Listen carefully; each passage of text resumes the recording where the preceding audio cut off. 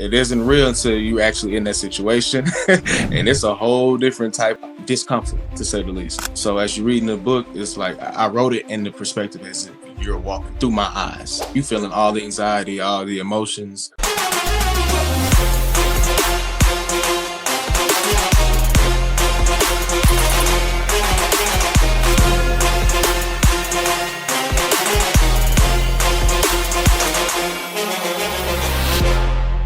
And welcome to another edition of the Journey to Freedom podcast. I am Dr. B. I'm your host.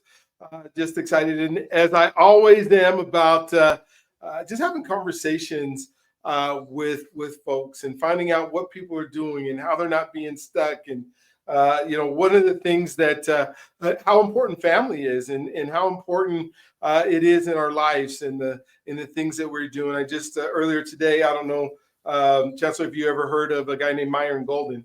But he is a business strategist and helps people become multimillionaires. And so I was able to interview him on the podcast today. And he kind of just talked about some of the things that we do as individuals that stop us from being able to become the person we need to be in order to do what God put us on this earth to do. So it was really cool to have him on the show and kind of talk about how he helps people, turn into the folks that they want to do.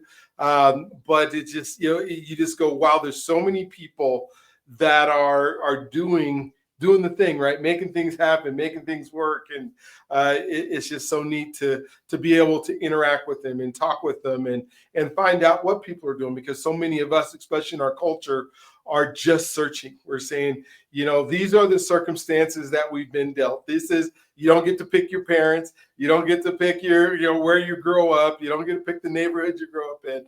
And then sometimes those outside circumstances kind of hinder us a little bit into meeting that purpose in life. And so glad that you're on today. Glad that you're able to spend some time with us and be able to talk about what it is that you're doing that's making a difference in other people's life. And so like I do with all of our guests, I'm asking Chancellor to go ahead and share his story, share his life. Then we'll chop it up after that with all the different things that you might be able to identify with, or things that you might be able to do in order to make your life come to where it needs to be. And so thank you for being on the show. Thank you for taking this time. I know you're out of your normal environment and spending time with your family, and which is always so cool. But then sometimes you worry about stuff like, well, is the internet going to work? Or is the lighting going to be the right lighting? And so just want you to know you look good. I know you're in mom's house, and I don't know who's going to walk back and forth, but it doesn't matter because we got you here today. And so go ahead and tell us your story, and we'll just go from there. All right, man. Appreciate you for having me on. Chancellor K Jackson is the name. Born and raised in Atlanta, Georgia. I played football for a portion of my life, so that's my identity. Or at least it is part of my identity. Mm-hmm. I played throughout high school, got the opportunity to play in college, played all 4 years at Stetson University down in Florida. After I graduated from Stetson, I landed my first job teaching English to kids in China. So I moved to China fresh out of college, and was out there for about 6 months. I was supposed to do a year, and certain situations happened and things went left, and cut my time in half. So I ended up being arrested in China. What? Oh, gosh. Arrested in China, served 14 days there in one of the penitentiaries. And then once I was released, I was immediately deported from the country, came back to America, lost everything, just back to square one, trying to figure out, okay, what I'm going to do next. And started writing the book, 14 Days in Beijing, which is my bestseller. And pretty much it's just a story of me telling everything that happened within those 14 days I was incarcerated. And it had great success, and that led me to writing more books and starting my publishing company and coaching people through the writing and publishing process now. I also coach high school football currently, still working education. So yeah, man, it's been a journey to say the least. Oh my gosh. And so I'm sure you weren't expecting to go to Beijing, and obviously all the circumstances that happen around, and I definitely want to talk about that. But before we do that, let's talk a little bit about identity, because you brought it up, and it's something that I spend a lot of time with my guests talking about. And you kind of said you identified as a football player or an athlete. Was that, were you expecting to go play in the league? I mean, were you expecting to go all the way through, and and then all of a sudden that your college career is over, and now you're trying to figure out what I'm going to do, or what did that look like as you, as an individual, as a person that is just trying to make life work? So I didn't start playing football until 8th grade. Okay. For me to be from Georgia, that's not really common. You know what I'm saying? Most people have been playing football since they was 4 or 5 years old. So Yeah. a lot of catching up to do, as far as just learning the game within itself. But I always knew that I wanted to play college football, Division I Okay. college. That was definitely an aspiration. Of course, everybody has the end goal is to make it to the league one day, hopefully. But um, most importantly, I wanted to play college ball. So that was really my goal all throughout high school. That's what I worked towards. Um, and I was able to accomplish that just through my own sure will. I wasn't highly recruited and had scouts hit me up or contact me constantly. Now, and my school I played for in high school, we was trash back in the day. So we definitely wasn't. Wasn't nobody coming. Looking at you. And coaches wasn't putting in the effort to market us either. So Oh my gosh. for my freshman year, I just seen class after class, Mm-hmm. nobody's really going anywhere, especially for football. So I was like, well, I got to do a little bit more due diligence. You know what I'm saying? This is something that this is something I really want to do. I know I got to put in a little bit more work. And outside of just playing on the field, like I got to market my own self. Mm-hmm. That was my approach. So I emailing school coaches, DMing coaches on Facebook, Twitter, the whole nine, for months, for months, and applying to schools, hitting up the coaches that I got accepted into, and I got accepted in Stetson. I went to their camp over the summer, so the coaches remember me. Sat down with them, and next thing I knew, I was on the roster. So I made that of my own sure will. So it was cool because I'm like, yes, I'm here. Now it's like I just got to show out now. You just show up and show out. But I realized around sophomore year that the league probably wasn't going to be, it wasn't going to, you know what I'm saying, wasn't going to happen. But I was like, this is the main goal I really wanted to do. So I'm just going to ride this out. And then once this comes to an end, I'll figure it out once I get there. And once I get What position did you play? DB. Okay, so you're defensive back. I had a roommate in college who was a track guy. I was a track athlete. Okay. So he's my roommate because he was a discus thrower. And after he was from Nigeria, and after his country decided that he even qualified for the Olympics in LA in '84, and they wouldn't let him throw because they said his tribe wasn't one of the premier tribes, whatever. He probably wasn't going to get a medal. And so we tried football after his junior year in college is when we tried football. And then he ended up going to the league, and then he was like, I think his rookie of the year, and his next year he led the league in rushing. Okay. But he did just like, he did play football, but 2 years before he's in the league. Right. I don't think he loved it. Be like that though. It'd be like that. Yeah. So your identity is kind of wrapped up, but hey, this is probably the 4 years. It's helping me pay for school. It's helping me do it. It sounds like you got pretty good grades and were able to write and stuff. What did you major in? What was your communication and media studies? Okay, so you're doing media studies, which is great. So then what part of the identity says, okay, I got to figure out something, and then somebody recruits you to say, hey, how about teaching English in China? And you go, oh, great idea, right? What was the impetus for wanting to go to China to teach English? That's a whole nother. It's similar to me trying to find a college to play ball at. So okay.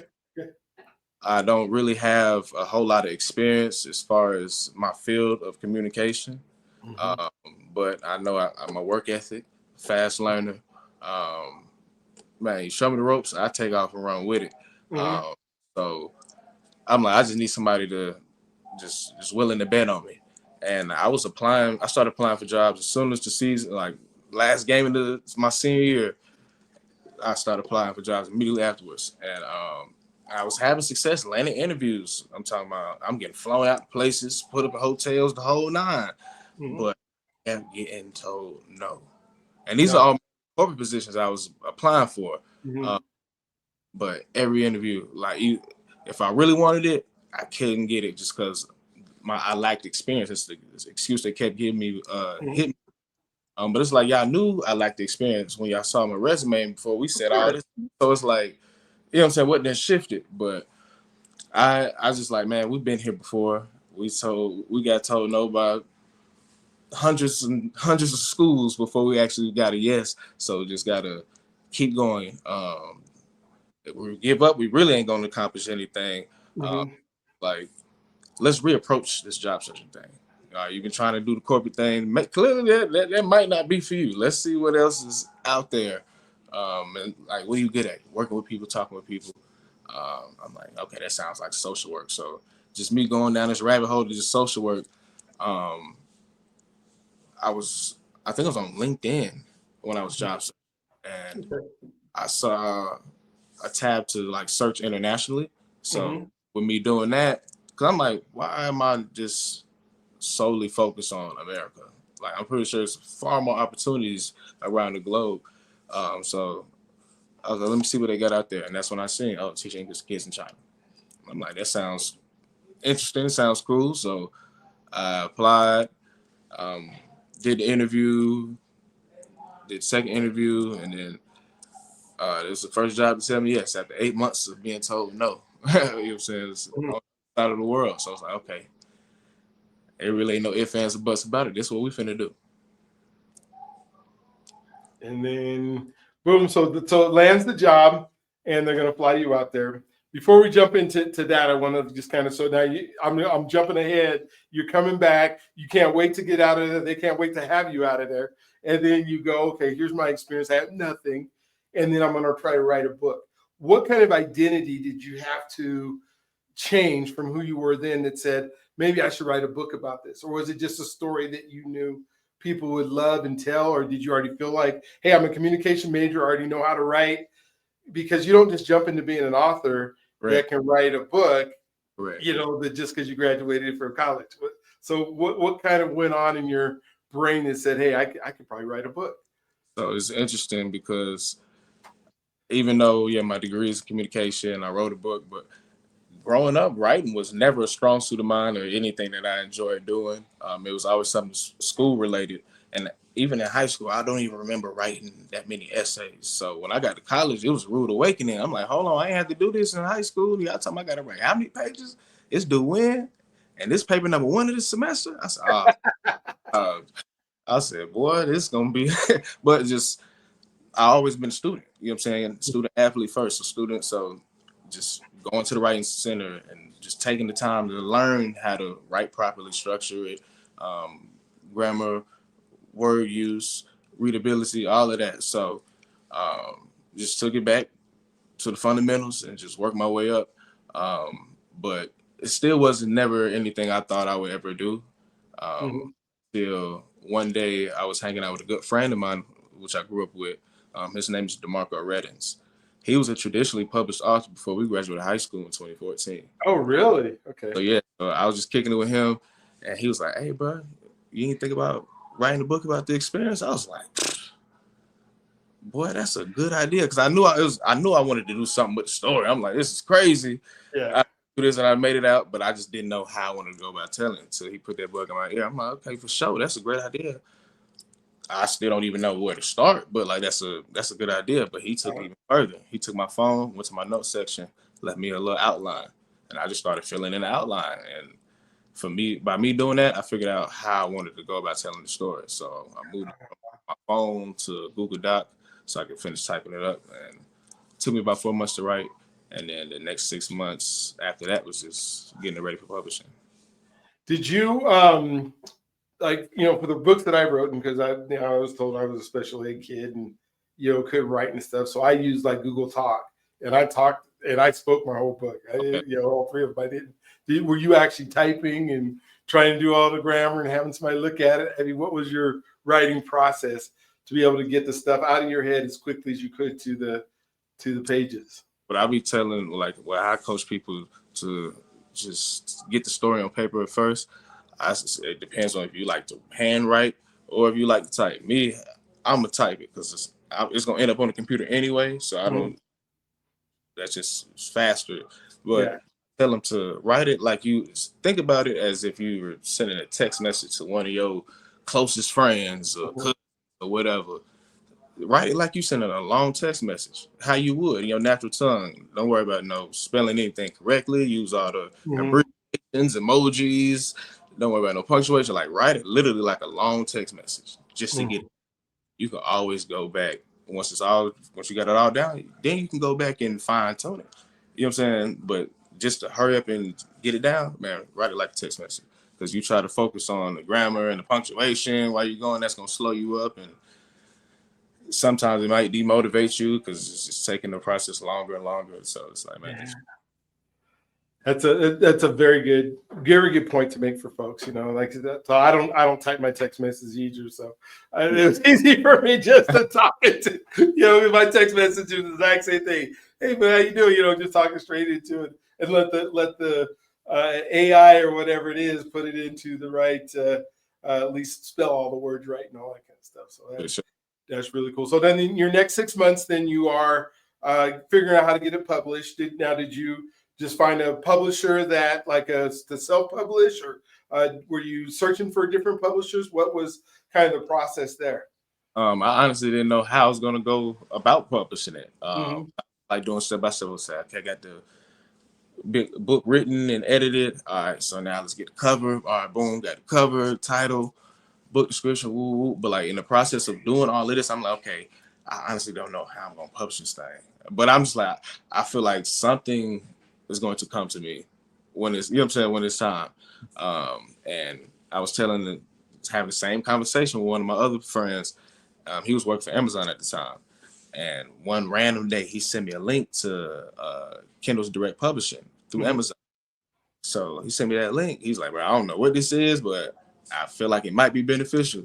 And I'm looking through it. I'm like, this is exactly how we finna publish this book for sure. And it's like, it's the ideal way. Honestly, it aligns with everything that I'm on right now. Just independency, owning my own rights, my own product, just straight ownership.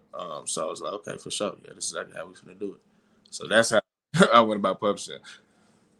Yeah, I agree. I think self-publishing is the way to go when you're thinking about, unless you just have a publisher getting ready to drop $1 million in your pocket or something like that to get it going, they're going to do all the work.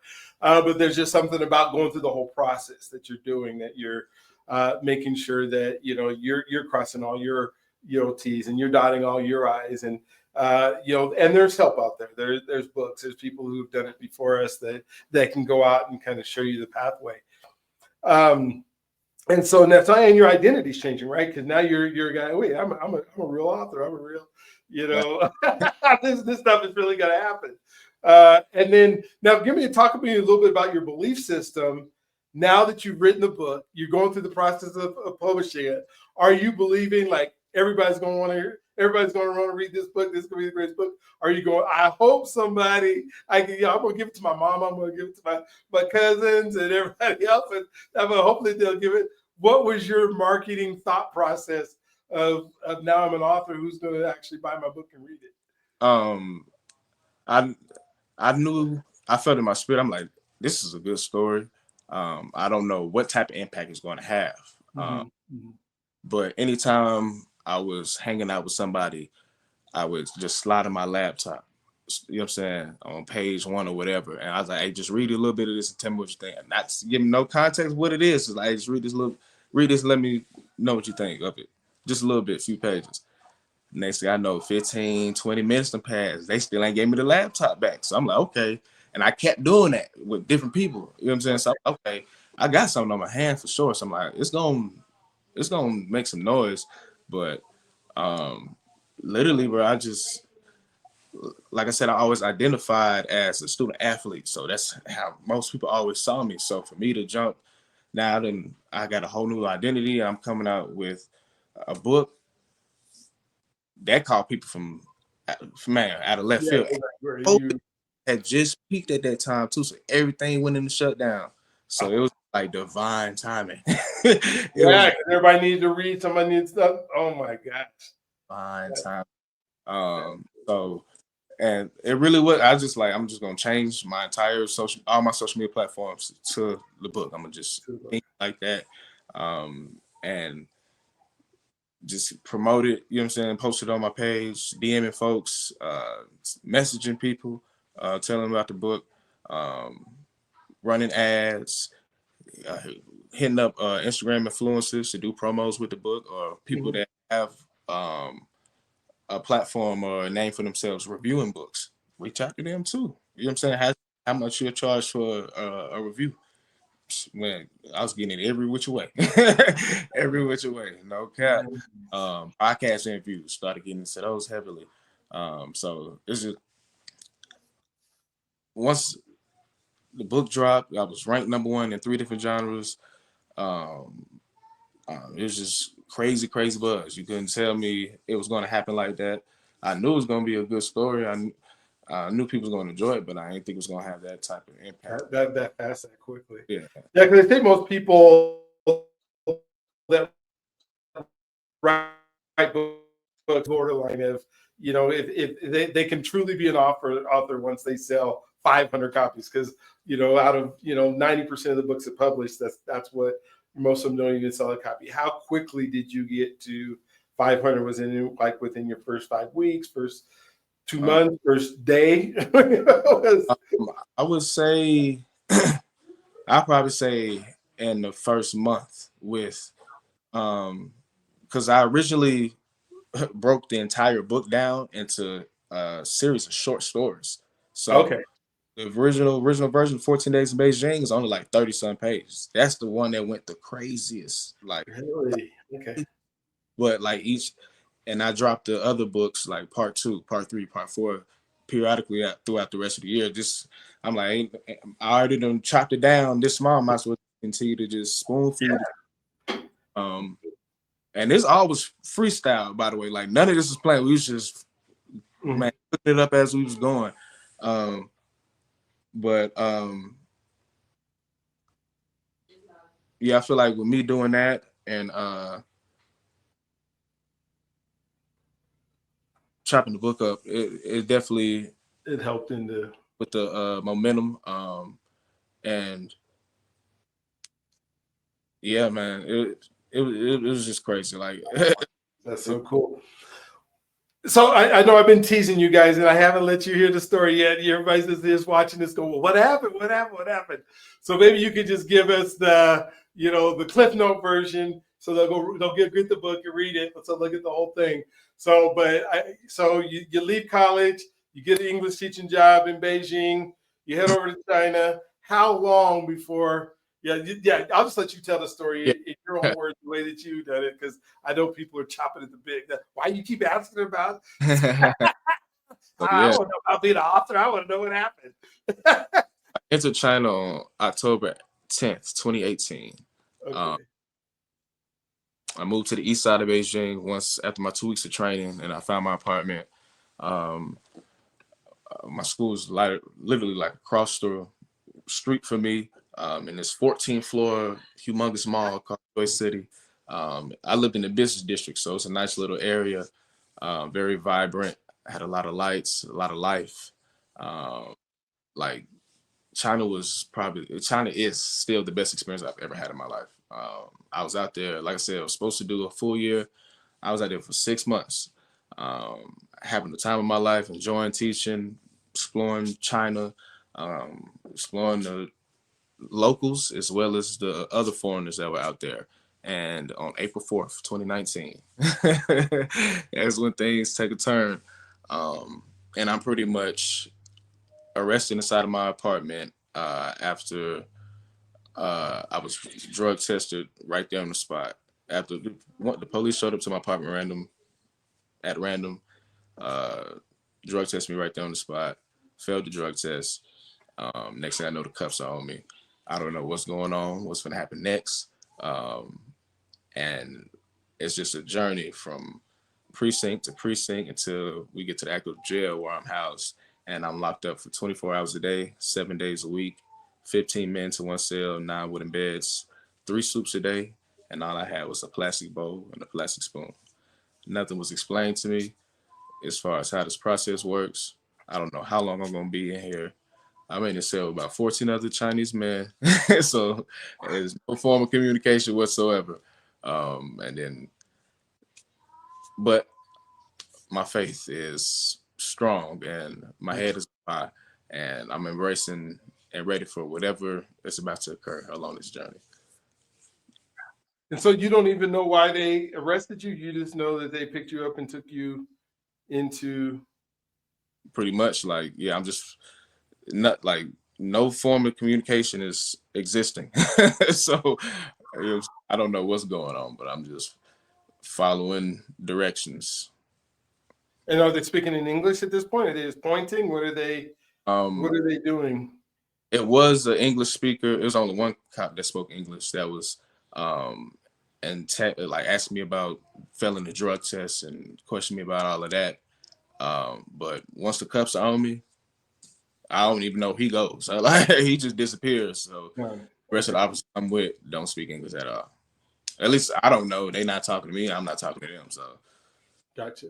And then the charges and everything, did that finally, even when you left, you still don't?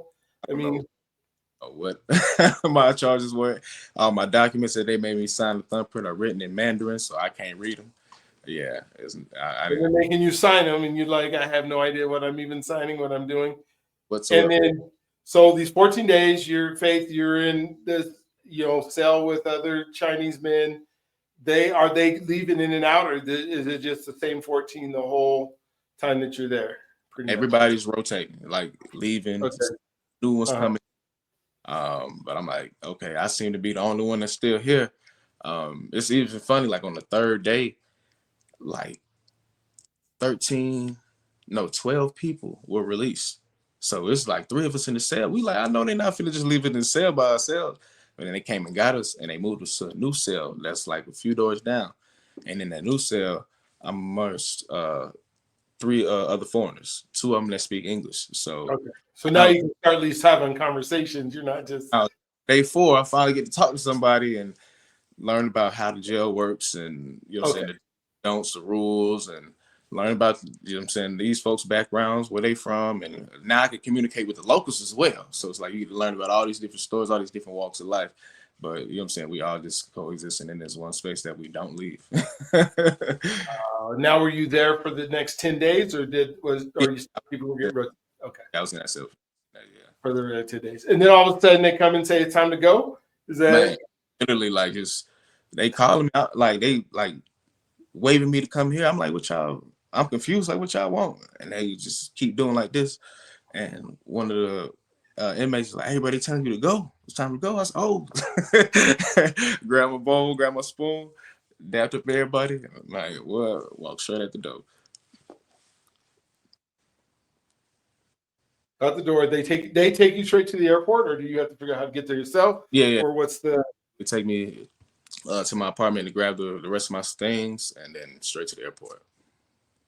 They put you on a plane, so you're not paying for a ticket. Then it's like you're out. Now I had to find somebody to buy a ticket for me. Oh, really? Were they just gonna leave you in the airport, or were they? Well, on day 7, they brought all the foreigners down. They allowed us to contact people that we knew to see who could buy us a plane ticket if they could, and we had to give that contact information to the. Gotcha. So they set that all up before you even left. Yeah. So you fly back home, you get off the plane. There's no issue. Are there any issues in the U.S. that they're saying I'm just back home? I'm back. Did you fly straight to Atlanta? Ain't nothing happened.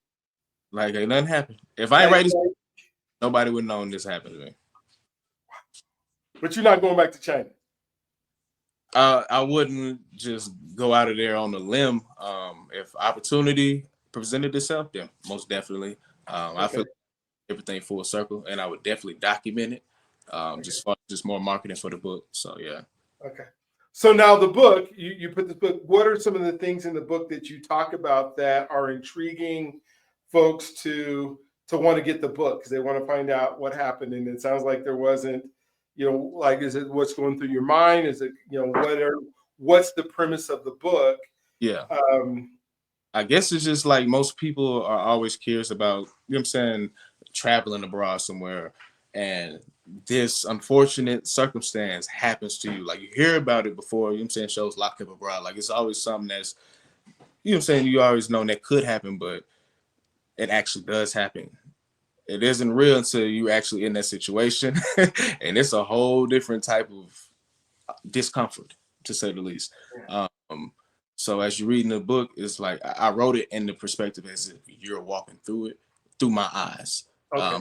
You feeling all the anxiety, all the emotions, the anticipation of what, and the curiosity of, okay, what's going to happen next? Like, how do we get out of this situation? And you just learn, you using everything you can just within your confinement to try to piece all this stuff together the best you can because you don't even know. But ironically enough, everybody else in the cell knows how much time they have, who knows what their specific charges are. You know what I'm saying? Everybody know all their details to the fullest. But Well, you, how I get left out? You know what I'm saying? I'm the only one that don't know what's going on. So it's just a very interesting read just to see what's the process like of, you know what I'm saying, being in jail in Beijing. You know what I'm saying? Just that curiosity. And then you just learn a lot of just about the culture of China as well. Um, and then of course about my culture and the different cultures because the two of the foreigners, one was a Chinese American from California, the other one was a Brazilian from Brazil. So you get to learn about their cultures and their journeys along you know what I'm saying, life and what led them up all the way up until this point, to where we're coexisting in this cell. So yeah, it's a interesting read for sure. did you think you were going to be there for the rest of your life? I mean, was there some point where you just like, I might be here for, or you just knew you were short term from the beginning? I didn't know how long I was gonna be in that situation. I knew I was gonna be good though. I said when it's all said and done, I know I'm gonna be good. I just don't know how. How, but hey, one, accountability. I made choices. I knew the repercussions from it. So this is something I had to take to the chin. Um, so with that being said, just trust the process. You know what I'm saying? Know that, you know what I'm saying, everything gonna be all right. Take note of every minor detail because it's gonna be a great story to tell once you're out of this predicament. I literally said that self. You said that to yourself. Yeah, Okay. and when I was at the first precinct, I said that to myself. Like, it's gonna be a great story. What was that the first time you'd ever been, you know, Yeah. arrested, anything like that? I mean, you're a black man in Atlanta, so Man, exactly. So like, never had no issues whatsoever. nothing. That was very first time somebody showed up. And then, and how do you know how you got turned in, or how they got your name, or how that's never been Still a mystery. realized? A lot of people just come up with their own conclusions to that. You know what I'm saying? So Uh, the book is it's a mystery at the same time because you don't like I didn't know what was going on as it was it sounds unfolding. like you still don't. Exactly. So it's like it's still a mystery. It's still a mystery. Oh my gosh. So now you come back home. You've been through this ordeal. You spent 14 days, and now you have to figure out life back at home in Atlanta. You said you came back like nothing ever happened. Well, if nothing ever happened, you still didn't have a job. You still didn't have an income. You still didn't have a way to support yourself, right? And I can't imagine there was any money left from what you were doing in Beijing, and maybe a little bit that your Yeah. last paycheck or something. So now what do? You've been through this experience. It's got to be, Yeah. traumatic to say the least. And now you got to get going again. You got to pick yourself up. What does that look It was a process. It was a like? process. Like I was like, I already had I got experience in education teaching Mm. kids. And not only was I just teaching kids, I was teaching kids on the other side of the world. So I'm like, I feel like that's gonna open up opportunities for me. Um, so I'm like, I can get in, I'm gonna continue to explore that. Um, but at that point in time, it was closing in on the end of the school year, so I knew I was gonna have to wait until the following school year for anything to any opportunities to be available.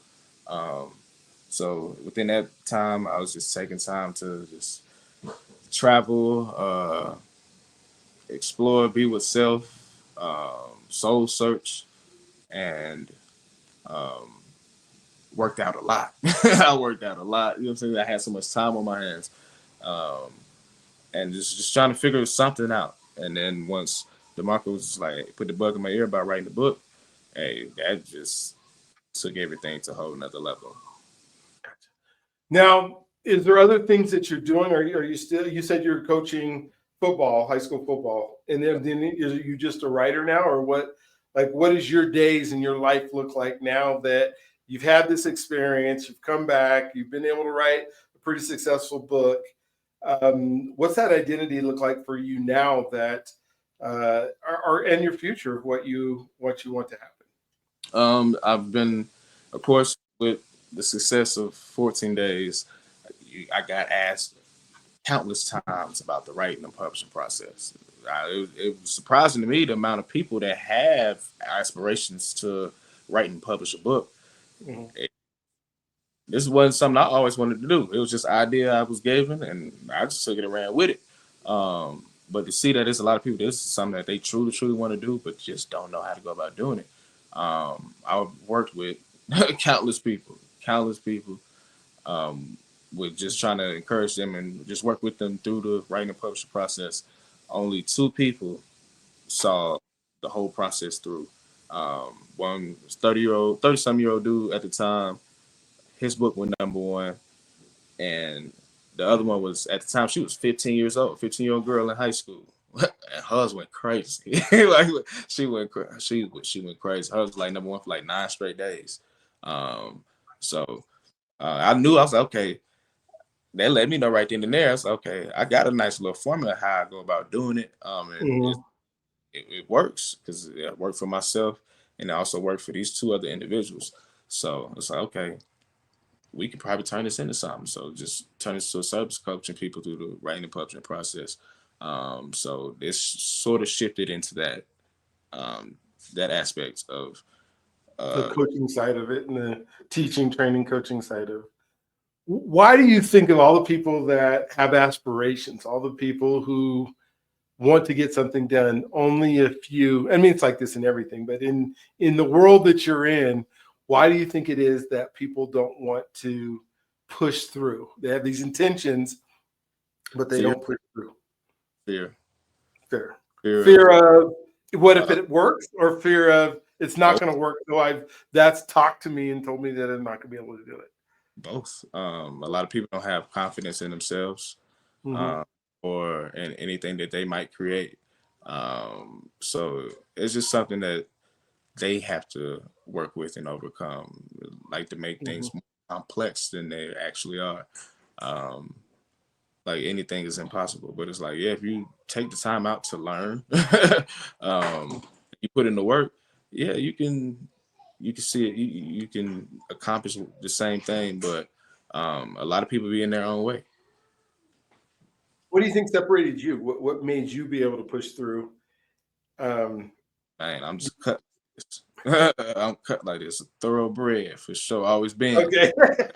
Always been. Like I've proven to my Um, time and time again. So so it's a series, and you're and I'm loving having this conversation because there's something that separates the 20 percenters and then the 2 percenters, and it's the folks that continue to always win compared to the few that just talk about people who always win and then have reasons and I guess complaints or excuses, I guess is the word I'm looking for, as to why it's not working for them, and just trying to unpack and unlock that. And you said it's just who you are.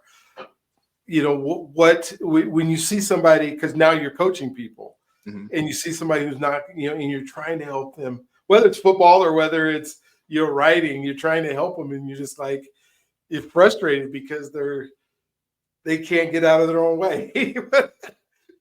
Man, you just got everybody learns differently.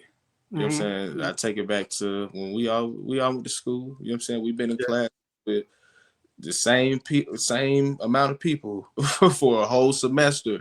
You know what I'm saying? So you've seen it, and you've seen the different learning abilities amongst your peers. You see how everybody, this man need to be hands on with it. He can Mhm. just hit it, he pick it up. This person got to see it. You know what I'm saying? Everybody got their own learning styles. Some people pick things up a whole lot faster than others. And same with coaching as well. Some players don't respond to the rah, harsh criticism, you know what I'm saying, all down your throat type of coaching. They shut down. You know what I'm saying? So um, some of them you just gotta just put them to the side and talk to them in calm, cool, collected voice.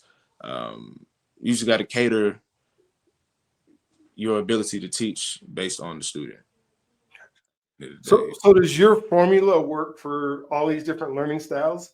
You just have to find which way to plug in that formula, or is your formula Yeah. specifically for like a So certain type of person?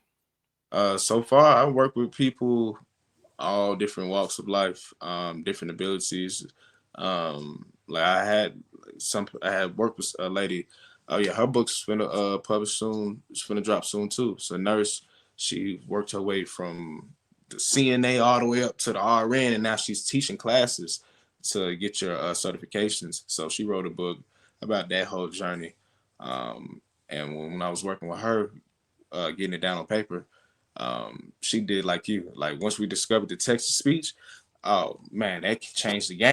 Like that was slowing her up a lot, just trying to type everything, or like she had to have her daughter type it up.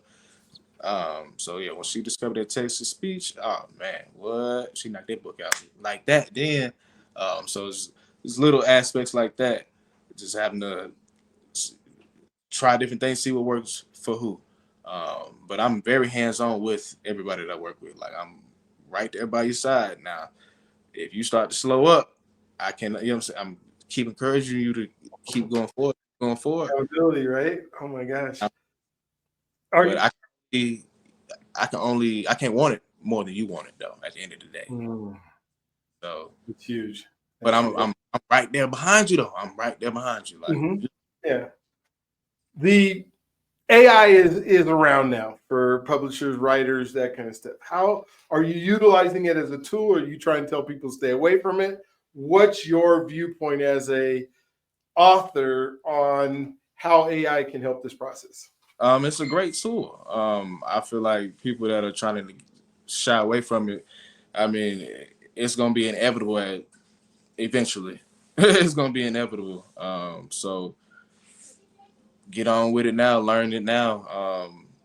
Because technology is gonna continue to advance more and more. You don't want to get left behind. But yeah, I definitely utilize it, especially to create promo videos and like I put the concept of the book and AI and asked it to generate a cover just based on the theme of the book Mhm. description. The image it came up with was so hard. Like I was like, this is fire. Like so I just pretty much just took that little mock and I gave it to my book cover designer and asked her to recreate it, and it was like phenomenal. So yeah, AI is I feel like it's a good tool. I'm not against it. Um, and it's even programs out there that can they can write a whole book for you, like 30,000 something words. Like you just give it a concept and what it is you want to talk about within the book, like, and it'll write you a whole book uh, Mhm. based on what you feed it, and all you Yeah, got to pay for like the copyrights or something like that for it. So like it's crazy. Like technology has changed the game. it has. And It has, and you have the purist folks that say, "Well, you're supposed to sit down at a typewriter and write," and you're like, okay, well, that's what you did back in 1970.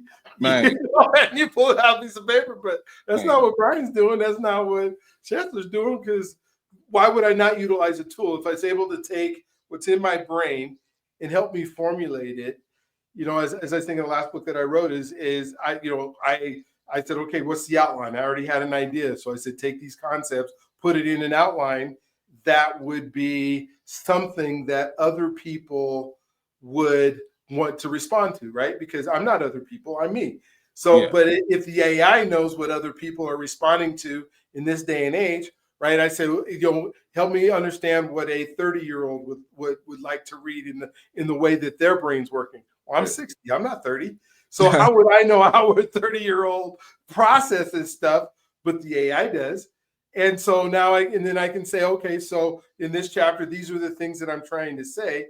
Put these in a way that makes sense, and then help me with the grammar, polish up the grammar so that it reads well.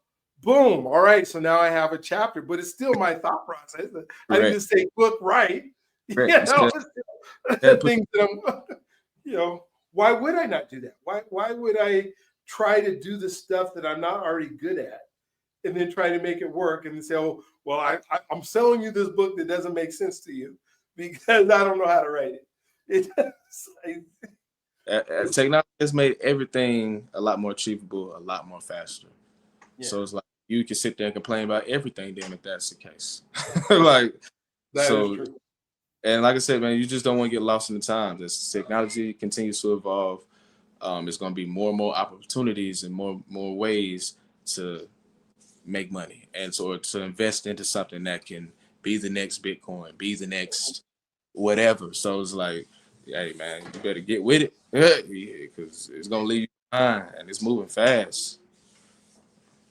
And so in your as you're in your coaching business and you're finding people, how do people get to you to say, hey, I would love to, figure out this process of being a writer? Because you said lots of people contact you. Yeah. And, are you just saying, okay, here's my site, this is how I'm going to work with you? Are you teaching like workshops? Are you doing webinars that people can be a part of? How are people finding you in order to, utilize you as a coach or as a mentor? Through word of mouth, podcast interviews that I do, or social media content that they find me and I come across my service, and I'm hands-on. Literally, I'm walking in and talking you through the entire process. And once we get done, once we're all finished, you'll know exactly how to go about doing this, and you'll have the whole blueprint, the whole sauce. So it's yours for the taking to do what you want with it. If you still need, a second opinion, yeah, for sure. I'm still going. That's always, that door is always open. But yeah, I'm very hands-on with you. I'm like step by step, step by step. I got. Yeah, it makes so much sense.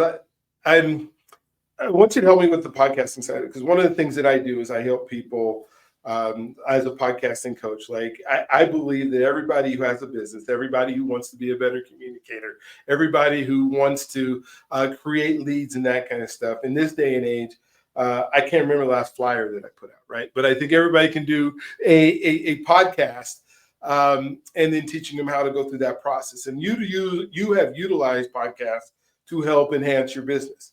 And I'm thinking when you hear a word that says, did you monetize your podcast, or is your podcast making you money?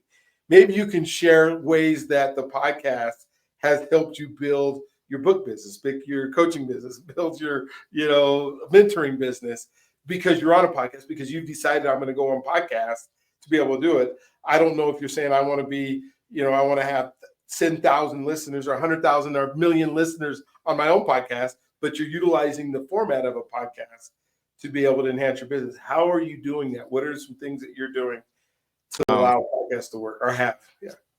I mean, so it's just like I've been able to reach a certain number of people through my social media content, my word of mouth, my social outings. Okay, that's good. That's only that amount of people. You know how many people there are in the world? I'm like, well, man, I got a lot of work to do. So it's like, man, the internet. So it's like podcasts since COVID, podcasts have taken off. The world of podcasting has grown tremendously. That's another piggyback my point about not getting lost in times. Like, so podcast is huge. And somebody came across, some dude, I can't even remember where I came across it from, but he was like, have you ever thought about, being on podcasts as a guest to promote your book? That's a great way to, market your book, all the different listeners. I think he was trying to sell me a package like I can get you on to like 5 Oh, gotcha. Okay. shows, and you know what I'm saying, for a certain amount. Um, and I was like, okay, that sounds cool, but I really don't feel like spending that money just to do that. And just networking at just different events. I came across another lady that was an author, and I was telling her about, yeah, I wanted to get into like podcast interviews or like being a guest as a on a podcast, and she was like, "Oh yeah, you ever heard of this site called Potted?" I was like, "Potted, nah." She's like, "Okay, it's pretty much like a platform where you can network with podcast show hosts to be a guest on their show to promote whatever you have going on." So I looked into it, signed up, did a couple interviews, and like a few days later, sent the email talking about they was being bought out and it's going to transition to Pod Match. So so I'm like, okay, let's just transitioning over. So yeah, I've been doing this thing for a minute now.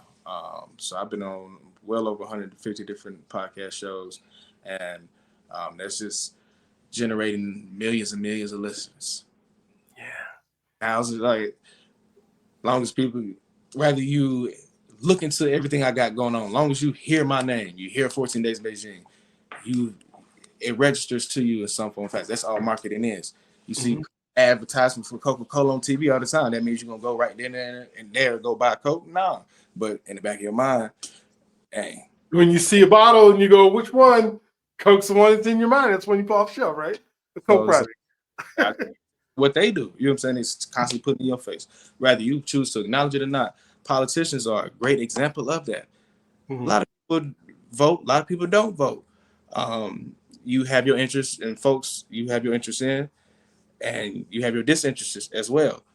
But regardless of the fact of who you're interested in, who you're Mhm. disinterested in, you know who is running for what. Because why? But you see signs, you see letters in the mail, they text your phone, they call your phone, but they putting it in your face every which way, whether you choose to acknowledge it or not. I was like, okay, these politicians really be getting it when it comes to these ads, like marketing, what they got going on. Mhm. You know exactly who's running for what and for what position, who they are, all that. It was like, okay, for sure. So I just took that same approach. No, no, I love that. And the bottom line is, and like you were saying, if there's somebody you like myself who's saying I can coach you how to get yourself on a podcast, get it monetized, do all these things, you can find all that information for free. You can find all that information looking and going through, YouTube video after YouTube video of YouTube video. The difference with me is I'm collapsing time frames, right? And the difference with you is you're collapsing time frames. Like you've done the formula, you know what works, and you're going to show them how to do it right away instead of going through the trial and error. And I think that's like any business that or anything that we're wanting to do or anything that we're wanting to put together. It's all about, okay, how do I want to do this fast? Do I want to do it slow? Do I want to do it with somebody who already knows what's doing or going around? One of the last things I would love for you to just kind of talk about it, and you mentioned it in your story about you said I had faith to know that I was get through this. Mhm. Maybe you can just talk little bit about your faith and how that's helped you throughout your whole process. I always had faith in God, and I always trusted the process and in anything I did when it came Mhm. to trying to find a school to play college ball at, and that manifesting to wanting to find uh not a dream job fresh out of college, but like I wanted to do something lit, like something that ain't nobody else doing that's going Mhm. and Mhm. that manifested. Um, I knew 14 days was gonna have success. Uh, that manifested. So just trials and tribulations.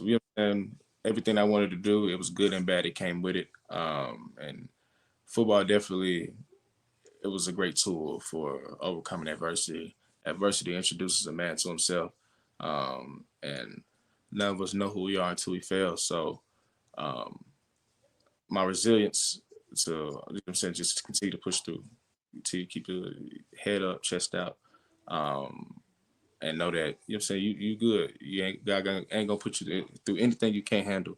Yeah, So just trust the process, man. no, I love it. Love it. What did we talk about? I'm selfish and I asked you all the questions I wanted to know. But what is it you want to make sure people know how to get a hold, all that stuff that you would have, or any other closing thoughts that you would want to make sure everybody gets as a result of being on the podcast with me today? Oh, yeah, for sure, man. Well, first and foremost, I want to say shout out to everybody that tuned in for the whole episode. Hey, man, you're a real one. Y'all can find me. Just go to Google Chancellor K Jackson. Everything you need will pop up, from my website, social media accounts, other interviews I've done, my books, my coaching service. Y'all can get at me.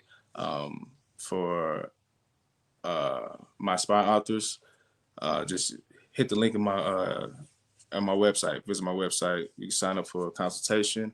Y'all can DM me on Instagram. I'm very active on there. And I also got a new book dropping, self-help book titled The Power of Becoming, 7 Pillars on Growth and Empowerment. It's not your typical motivational read, right? It's more like a personal roadmap to wholeness, centered around 7 core themes: love, discernment, success, happiness, adversity, healing, and confidence. So I'm really excited to see how the book does on the market, and really just how the people respond to it. So yeah, y'all go get your copies of The Power of Becoming, dropping April 11th. And aspiring authors, man, get at me. Love it. The Power of Becoming is the name of the book, and it just fits so much in becoming the person that you need to be in order to do. The book that I'm just writing is called Be Do Have, right? So it's all about being, because when we think about who we are and our identity can get wrapped up in so many things, and we spend all this time trying to have stuff, try to do stuff, but if we haven't become that person yet, holy moly. So I can't wait to get your book. I can't wait to order it when it drops and be able to read it and go back in 14 days of Beijing. That I want to, even more into what your thought process was, because when you see somebody who comes out the other side, when you see somebody, because there's somebody who probably got arrested in Beijing before you. There's probably somebody got arrested in Beijing after you. And there's somebody who's not doing as well as you're doing. As a result of how they took on that experience, and it shaped their life and what they do. And it would be great to just see some people that kind of experienced what you did and go, well, okay, what made Chancellor so much different, and how he handled it and the circumstances and the timing and all those things that are part of it. And so thank you for being on. Thank you for, let me be one of your 151 or 152, whatever, about a podcast that you've been on. Because it's been phenomenal. And so if you're watching this and this is your first episode that you watch, so many really good ones that of folks that have taken adversity, made their life different as a result of it, and aren't stuck as a result of their circumstances. And I think that's the key in all of this, is how do we continue to move forward? How do we continue to grow? And how do we, in your case, becoming in the book that's getting ready to come out? And so, go ahead and hit the subscribe, notifications, whatever the things that you do on YouTube or wherever you're seeing this at. Would love to have you on for more. Again, Chancellor, you have any closing thoughts? One last closing thought that you would love to tell everybody before we're out of here?